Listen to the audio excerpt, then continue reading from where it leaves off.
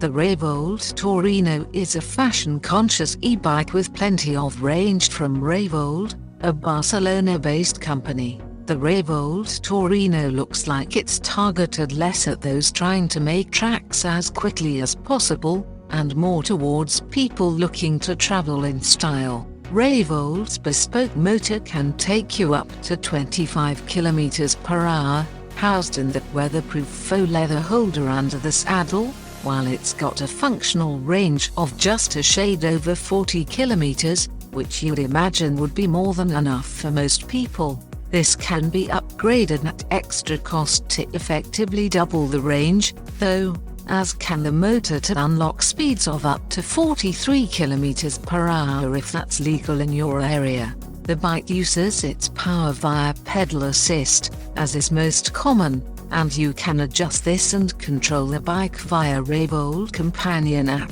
There is a thumb throttle, although its use will again be dependent on regional regulations. The bike is available in 3 colors: pearl white, graphene gray or electric green. Finally, the price: it'll set you back from $4,269, which makes it a good whack more expensive than the current flagships from the likes of Van Moof and Cowboy.